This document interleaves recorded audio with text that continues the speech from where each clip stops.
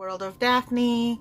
I'm watching The View today, and they discussed that how Kathy Griffin has lung cancer. So, of course, everyone has an opinion about the segment. But Meghan's opinions, of course, she always takes it to the left. No, it's not because you're Republican people don't like you. Because you're, I don't know if you would call it cuckoo, what you would call it. But apparently we know Meghan does not have a sensitivity chips. Being rich and famous with a lot of money going to prestigious school does not teach you that sensitivity and common sense. Please watch the clip and thank you for stopping by. So Meghan, when you heard Kathy talking about all this, what went through your mind? Well, first, I just want to, say it's terrible and very scary to be diagnosed with cancer. And it's very tragic to hear of her having an opioid addiction.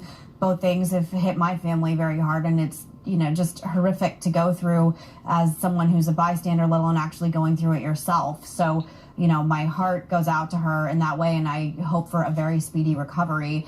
I think in regards to why she was canceled, I remember at the moment, it wasn't just a picture. She held up a severed bloody head of President Trump. It's so graphic that we can't actually show it on the show. I don't know if you saw it. It's pixelated. And I just wonder if this show would have the same reaction if a conservative host or a conservative comedian had held up a severed bloody head of Vice President Harris, President Obama, President Biden. I think probably I could speculate there would be a lot less reticent to have forgiveness.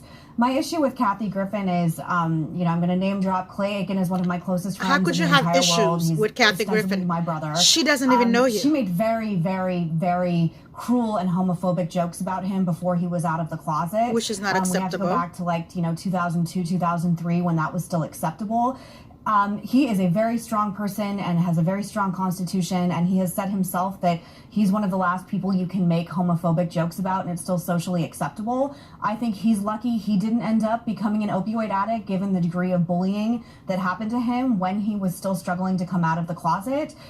You can just go on YouTube and see a lot of the jokes that she made about him and other comedians, but she really let it. So I would love to hear an apology if she's doing this kind of soul searching for, what could have happened. When are you going to do your soul searching? I don't like her. I'm never going to like her for all the jokes and what? She made She's about going to Clay. lose sleep because you don't like her? I don't like seeing Come pictures on. of severed heads of anyone, any place, because it reminds me of what ISIS does to our soldiers.